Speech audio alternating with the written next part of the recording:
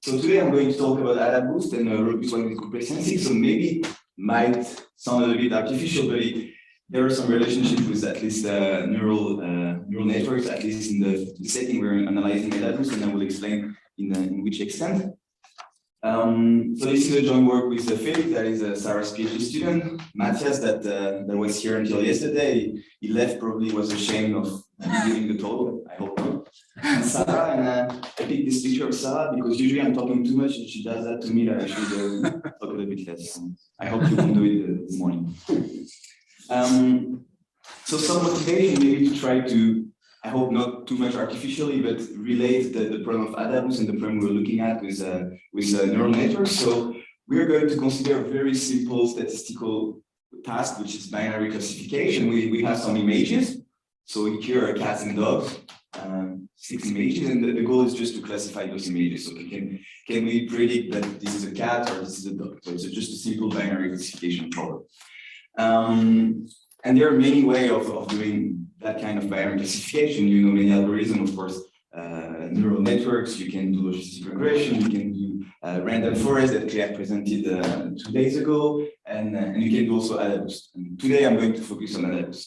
And there is something that is somehow like was probably the motivation of our work at the beginning, is that if you look at the state of the art, for example, for this quite common database of cats and dogs and that is available on the internet, you can look at the state of the art. The best algorithm might be like something very complicated, a convolutional neural network with many different layers.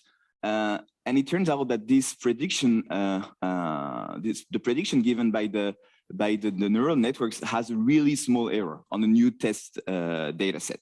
So what does it mean? It means that the test error is very small. And we know by theory that the test error of this algorithm has to be larger than the best error, which is the base error.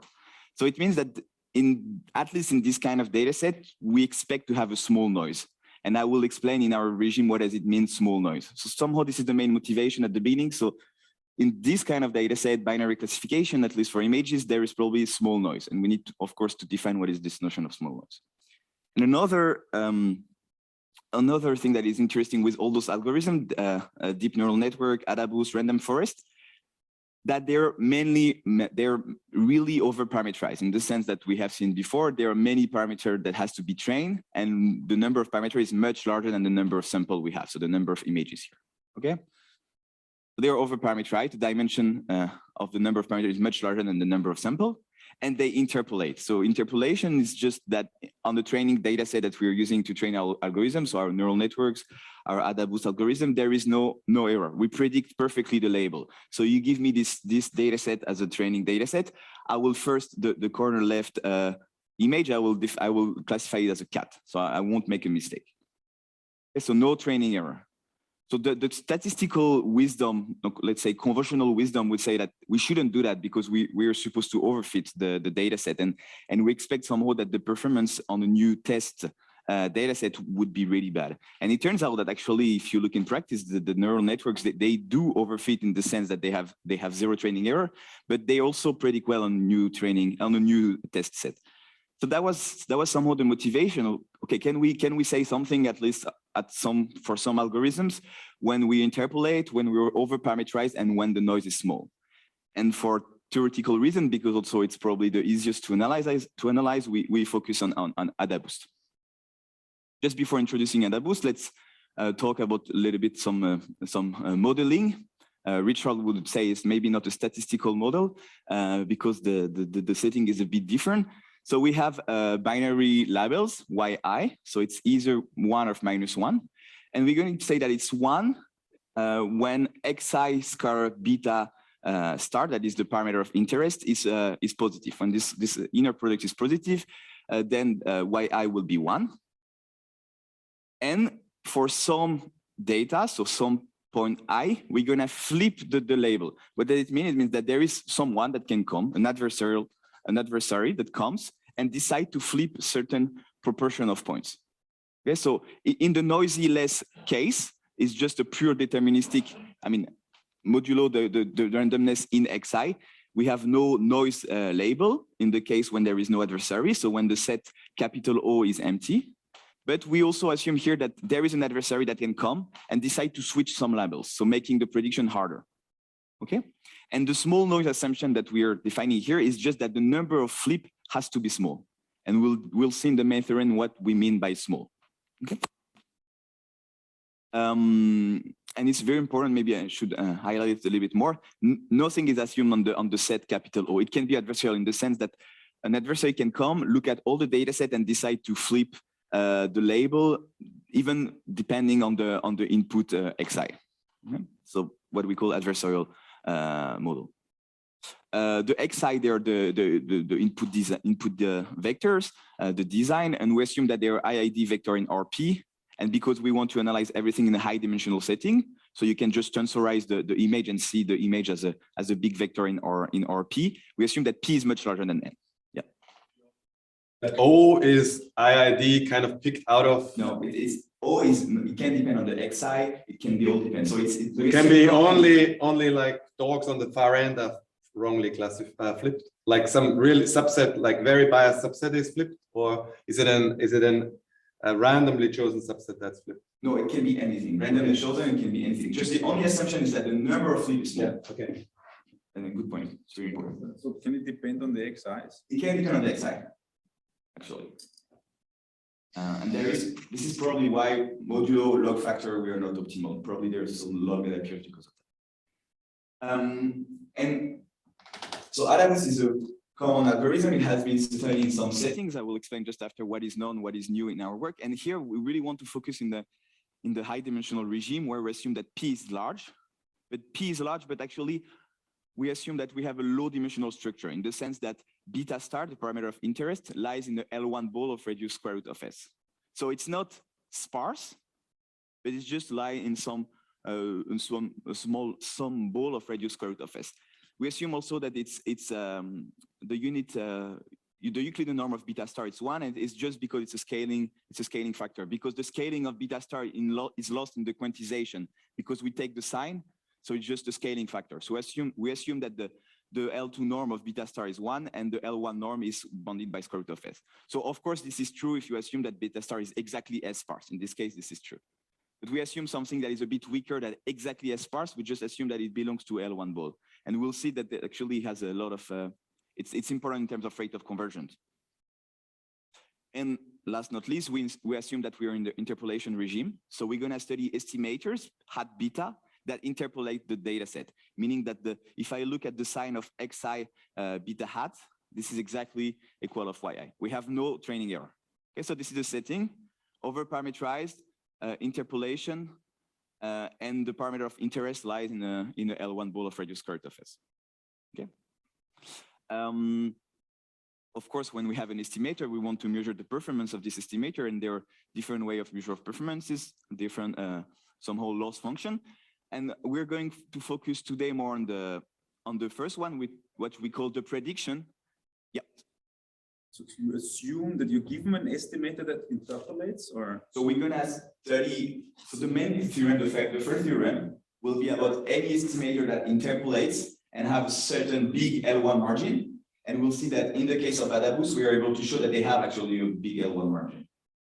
It will be clear in maybe 2-3 slides. Is it clear that an estimator exists that interpolates? Yeah, because you assume that P is much larger than N. Yeah. Oh, I see. Okay, sure. Yeah.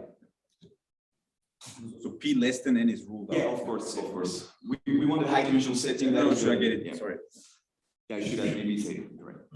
So today we're going to focus more on the prediction risk. So, of course, if you look at the model, somehow what we expect is to predict as well as the sign of xi beta star. So we're going to compare the performance of our estimators, the prediction of our estimator, the label given by our estimator, with the label given by beta star. And of course, X is a new draw of the xi. And it's conditionally on the data, Andrew. So it's a random quantity, and we will derive, I put it in red just for you. What can you say about the distribution of the new X? Is it arbitrary? You will see just after which kind of assumption we need to make on the xi. And actually the rate that we will have will depend on the assumption on the xi. Yes. This is something that will be done in like 2 slides. And I would say that it would be better to call it a prediction loss, because in decision theory, the word risk is associated with expected loss, risks are numbers associated, after you've integrated out the distribution of the data. Okay, it's a good remark. Thank you. And the second one will be more estimation, but also, like you say, we're not so much interested into estimation problem, more prediction. Okay, but it turns out that actually those two quantities for few design, they are completely related. For example, in the Gaussian case, you use the Grothendieck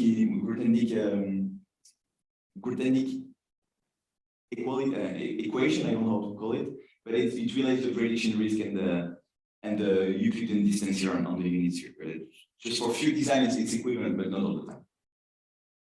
And of course, because they're random, I will derive result with high probability, and I will never write what is the probability, but the probability converges to 0 all the time when n is large enough. Okay, so today we're going to focus on Adaboost. I will go very fast on the Adaboost algorithm, even if few of you maybe don't know it. So just it's an iterative algorithm that is building prediction rules for binary classification. And what is really maybe important is just this line. So at each iteration, I'm going to give weight to each point of my data set, each xi, and I'm going to give more weight if the previous iteration I'm predicting very badly. So if this is negative, so if I'm predicting badly in the previous iteration, I will give more weight. Somehow intuitively we're okay. We made a big mistake on this data point in the previous iteration. Maybe we should focus more on this point to predict well. So intuitively, if we keep repeating this process, we expect that we're going to interpolate because we focus on the data point that we don't classify well. So if we keep repeating this process, we're gonna interpolate the data set.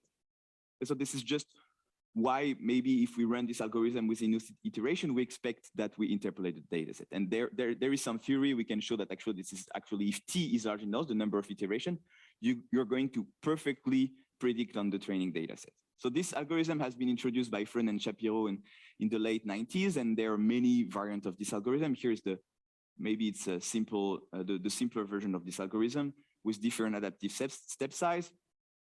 And our theory works for different choice of step size, but we can choose this one. So just to not go maybe too much into details, the intuition is that we put more weight at each iteration of the data point we did mistake before. So we expect that we are going after enough iteration to completely interpolate the data set and have 0 training error. Okay. So of course it's a quite old algorithm. So there are many stuff that are already known, some stuff that are not. And let's try to explain what is new in our work and what was already known. So maybe the first paper about the theory of the margin theory was developed in the late 90s by Peter Bartlett and co-author.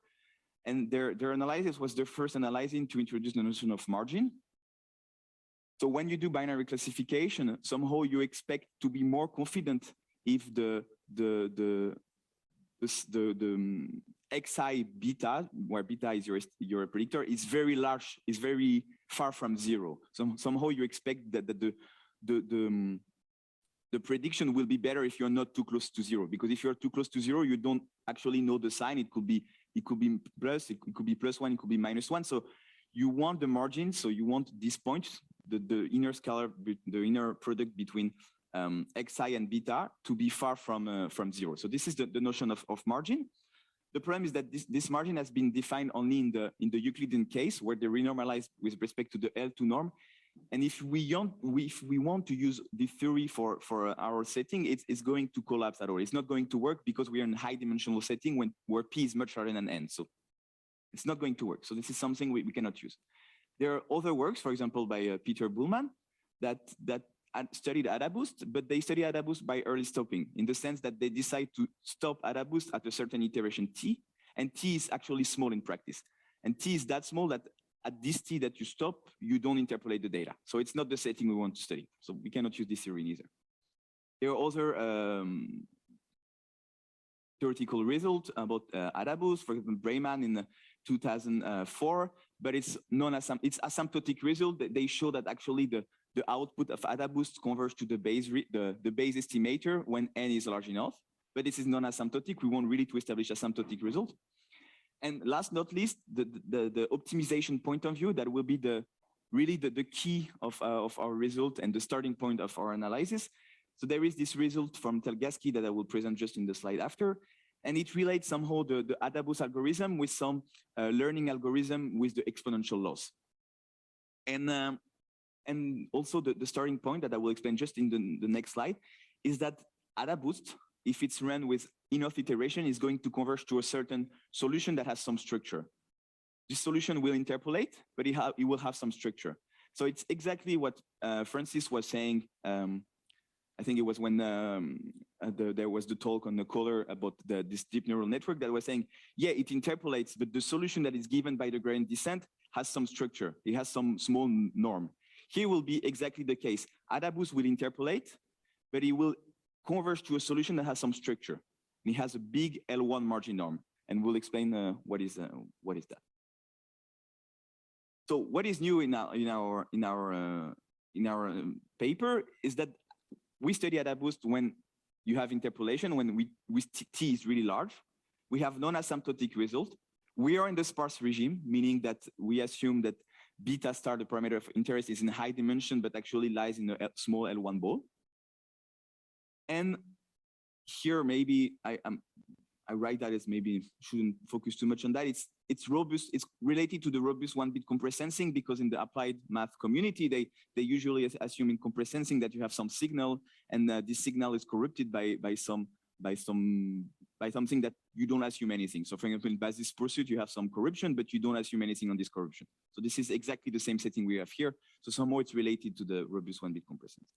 So to summarize, we'll study Adaboost in the overparameterized regime when we interpolate the data and the noise is small. So this is the setting. Yes. Do you prove that it interpolates the data eventually, or? Yeah. Just actually, it's just in this slide. So the starting point of the analysis of Adaboost is, like I said, the optimization point of view. So if we run Adaboost with enough iteration, we can show that actually it converges to a solution that interpolates and has some structure. And the structure is the following. For T large enough, you have a quantitative bound on T. I just didn't write it for the sake of simplicity, but it's polynomial in N with a small exponent. So N to the power 1.5, something like that. It's quite small. So if T is large enough, the step size epsilon, just in the Adaboost algorithm here, there is a step size here, is small enough, of the order of a constant that is small enough. Then the output of Adaboost at iteration T satisfies the following inequality. So you see that this quantity is of the order of gamma. And what is gamma? Gamma is what we call the max L1 margin. So this is, you take the minimum over all data points of the yi xi square beta that you renormalize by the L1 norm, and you take the maximum over all beta star. So this left inequality is true by construction, because here is the max over all beta non-zero. But you have the lower bound that is more interesting.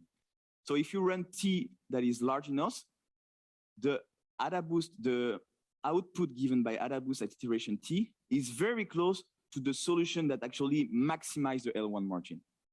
And if you run T that is large enough, you can actually show that these two converge to one. So if you improve T, also a constant again, but this time I didn't write it because it does not change the theoretical result.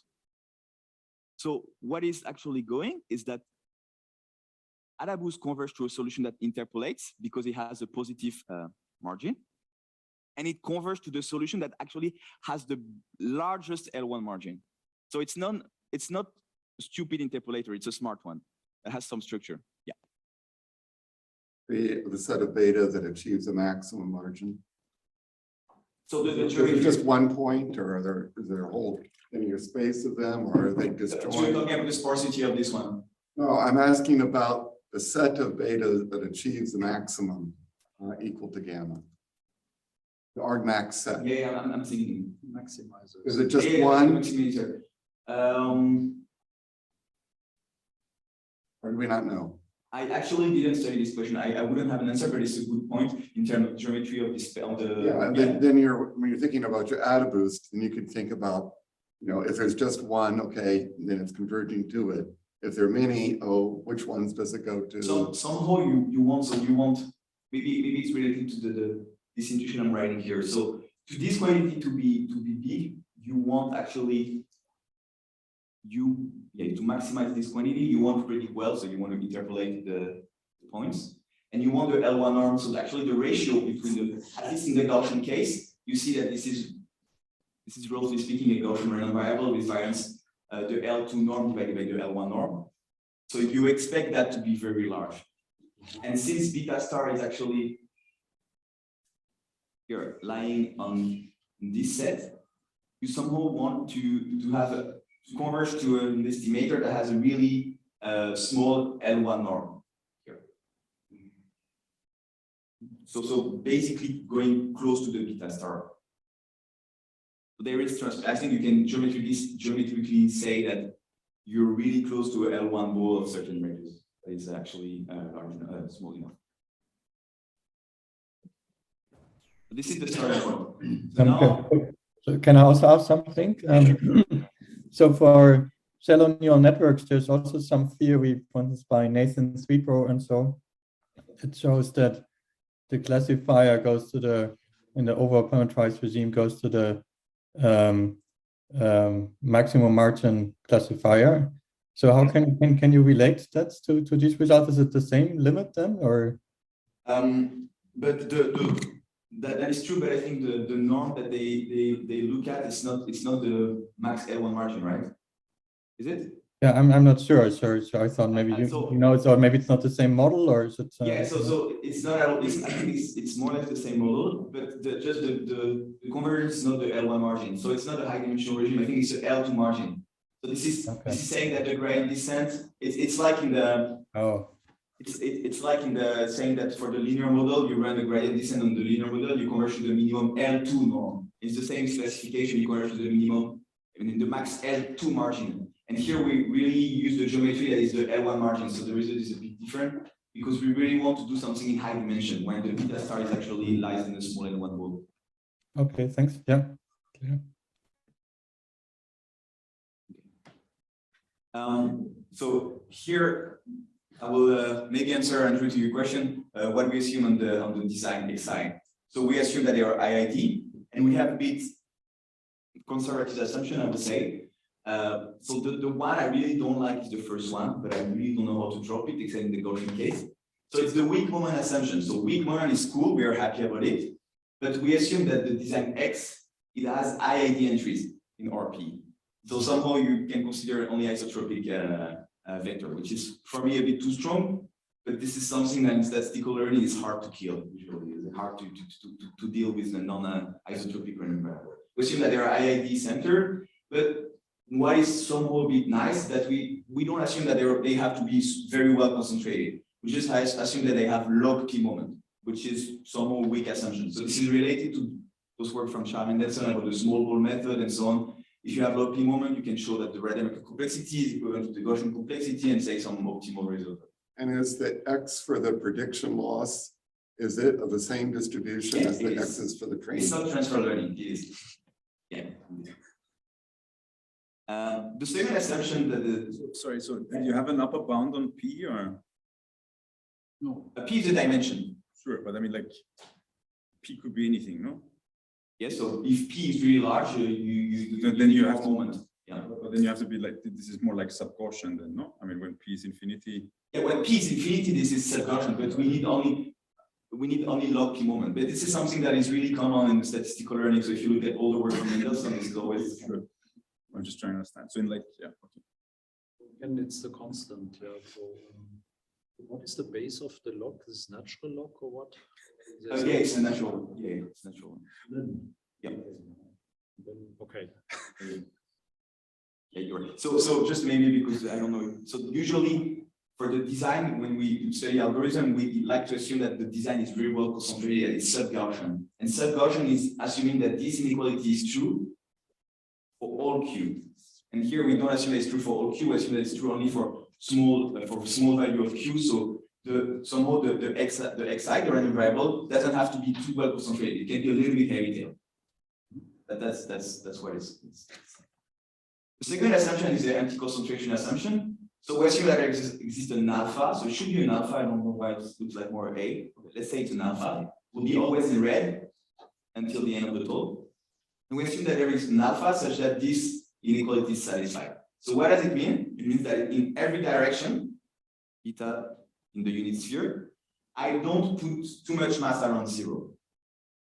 And why we need that? Because if we put too much mass around 0, then we will have too many points, xi, such that when I take the square product with beta that is in the unit sphere, it will be too close to 0, and I wouldn't be able to say anything about uniform results. So it's really necessary for uniform results. And this component alpha, this number, will somehow say what is the rate of conversion. The rate of conversion will depend on alpha. The second assumption that maybe is a bit, at least for me, less clear to explain why we need it, and I have no intuition about why we need it, just theoretically we need it at some point, is the small deviation. It's somehow the contrary of this one. We want that in each direction that does not that's concentrate a little bit at least. So here we don't want to be too concentrated around 0, but here we say okay, but at least a little bit. And this depends on the parameter theta, and this parameter theta will also be appearing in the main theorem. Just one thing that I should say, so the assumption 2 is always needed in our result. Assumption 3, if it's not satisfied, it doesn't change anything, it's just to improve the rate. So maybe one of the main results of the paper is related to the question you had, Richard, that do we consider any kind of estimator? And yeah, in this case, we are assuming that the dimension is large, that you're able to interpolate.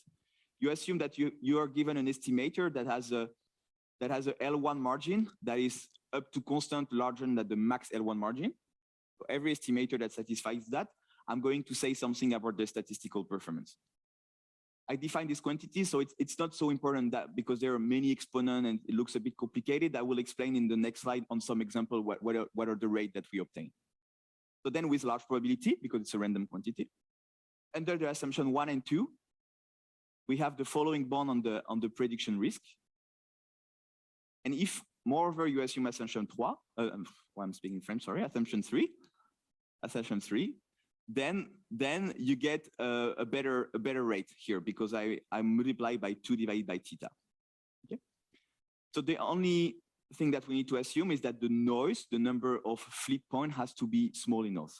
So we assume here that it's smaller than eta to the power alpha times n, and here we assume that it's even smaller. It's more than eta to the power alpha plus 1 plus 2 divided by theta. So if the number of flip is small enough, we are able to say something about the performance of our estimator. But of course, it's not very informative because you might say, okay, this is good, depends on the dimension, but there is nothing that depends on S, the radius of the L1 ball of beta star, so we are a bit lost. So what we need to show now is that, okay, this is small when gamma is large, so when the L1 norm, the max L1 margin is large. So we need now in the second time to somehow understanding what is the L1, the max L1 margin. Yeah. So what does this conditional on xi, yi mean again? Where you have probability and then you condition on the data. What in this quantity? No, in the second and third display. No, just go. So you have the probability that the sign is not equal to the other sign, and then you conditional on xi, yi. Yeah, so I need to condition on the data because I take an estimator that interpolates. So it depends on the data. What is the P? So what is the randomness now? So my randomness here is with respect to a new draw of x. So I have n IID random variable. I take a new draw. That's of just x. the past. Okay. And it's like in the usual statistical learning. I need to here somehow you might say, yeah, but beta bar does not depend on data, but it does because it interpolates.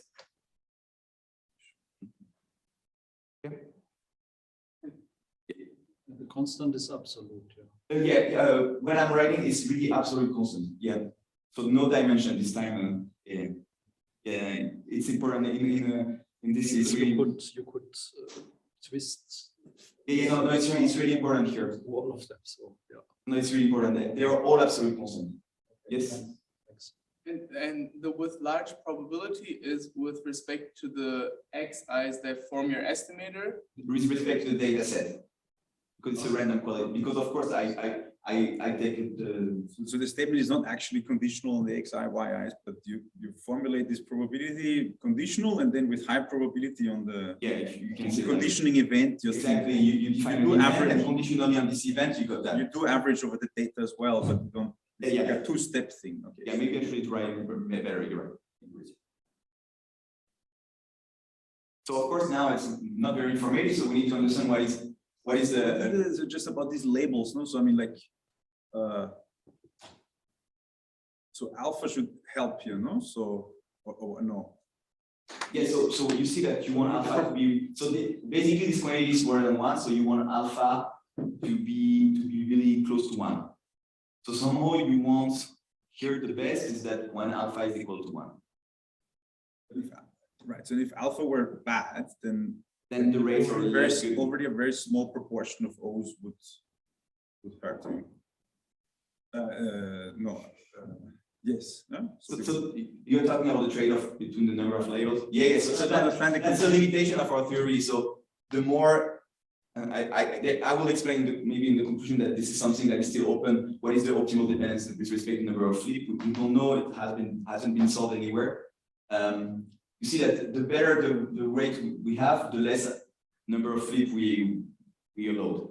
So somehow it's a balance. So it's not really satisfactory for that point of view. Now we need to understand what is the L1 margin.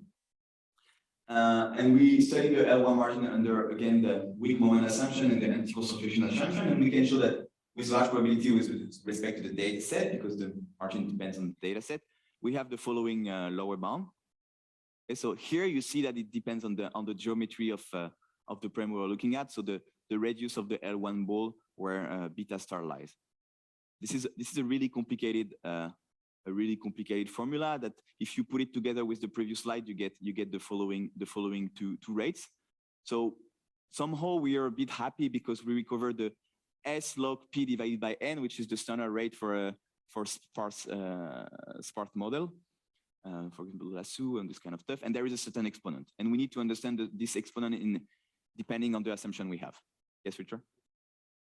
Actually, have sub-Gaussian or IID Gaussian design. What are the choices for alpha and theta? There is no. It depends. So, for example, between Rademacher and Gaussian, it's not the same. But that's an assumption. I mean, for the weak moment assumption, that does not change anything. That does not change the rate. The only quantity that changes the rate in those is the alpha and the theta, and they don't depend somehow on the number of moments. So the anti-concentration is not only about if it's sub-Gaussian or not. If I have a Gaussian vector, I will just say it in the next slide, because of course it's really complicated, this formula, and we don't really like complicated formulas, so it's not super nice. So let's just give some example to see what is alpha and theta in practice. So if we assume the first one is that Xi has IID entries that are symmetric, centered with unique variance, and we assume that they have a density F that is continuous, bounded by a constant, and we have its unimodal here, then we can show it's not complicated that assumption 2 is satisfied with alpha is equal 1/2. Assumption 3 can be also satisfied in some cases, but we always need assumption 2, assumption 3 just to improve the rates. So this is true for uniform Gaussian students, and it turns out that we can do actually even better in the Gaussian case. So the first paper version of the paper we wrote was only in the Gaussian case, and they asked us, okay, can you extend everything? So that's why we have those maybe complicated assumptions, but we can extend everything now. So at least in the Gaussian case and student case, we're able to show that alpha is equal to theta is equal to 1. And then the prediction rate becomes very easy. This is this form.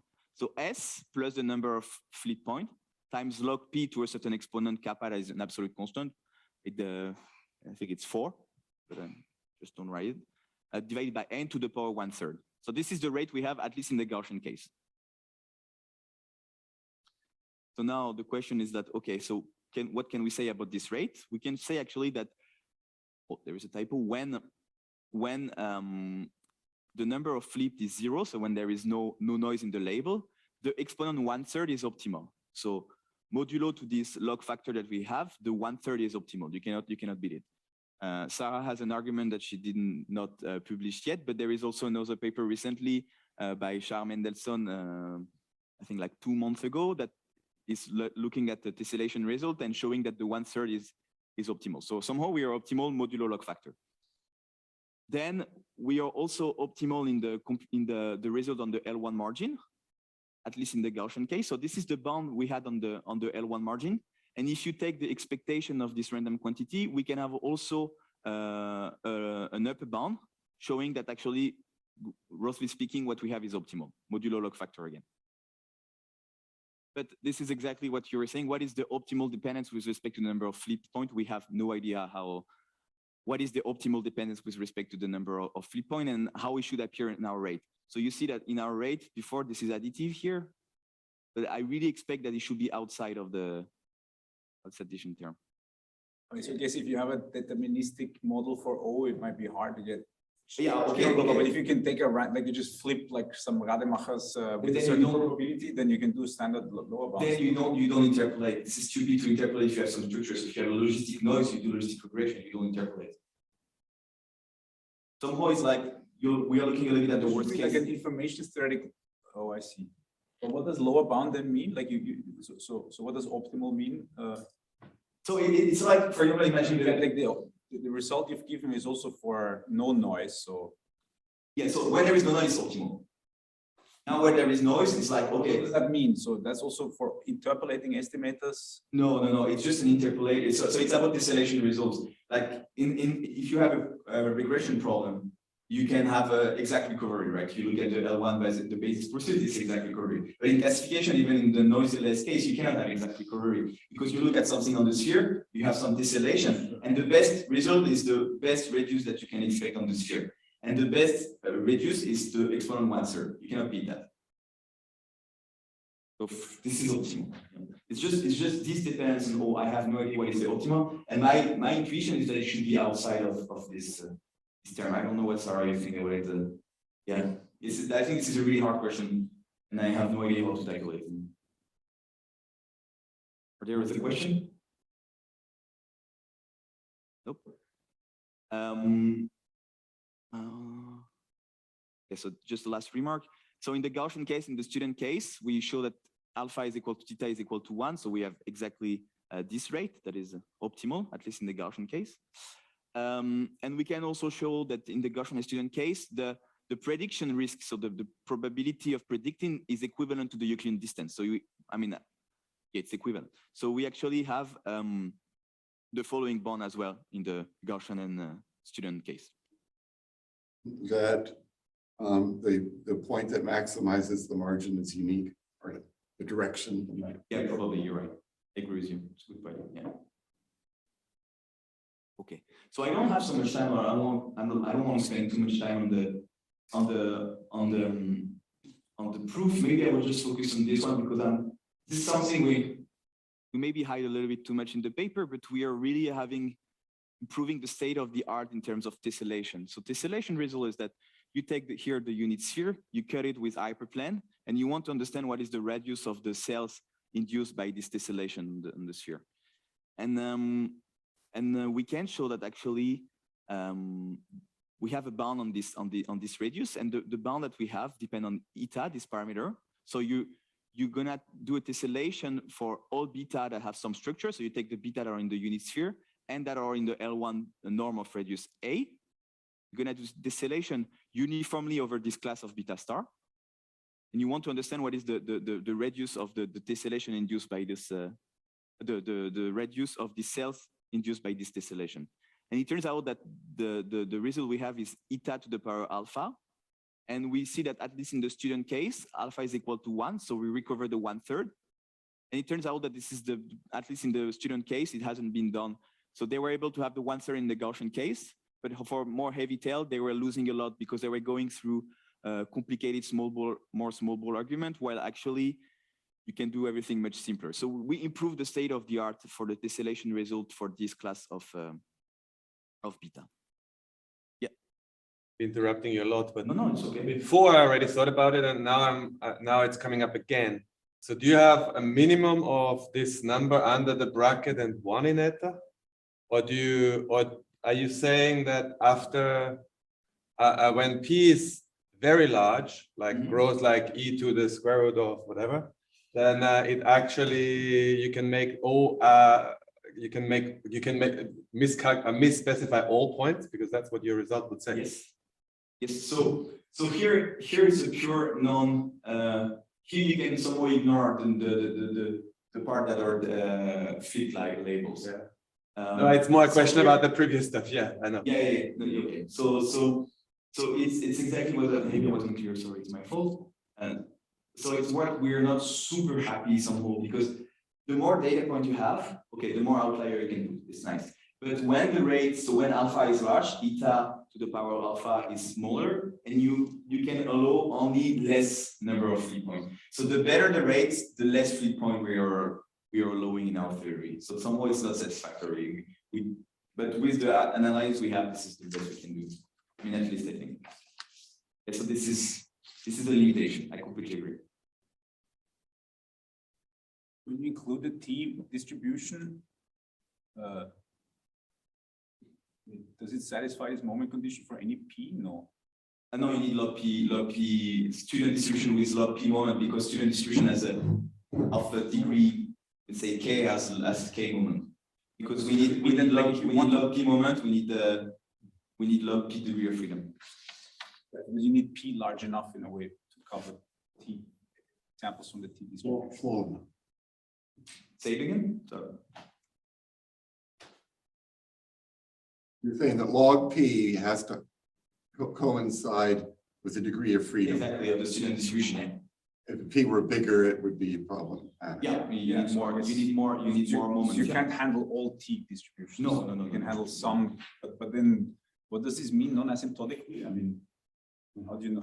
I mean, it's sort of nice. Okay, you have a weaker condition than sub-Gaussian, but I mean, this is something that is very common. It's done really everywhere. No, it's common. I mean, but sure, I understand. You can just see P. Okay, you can just see P fixed as something that is large. Log P is still not so big. Okay, I completely agree that in terms of asymptotic riddles, maybe.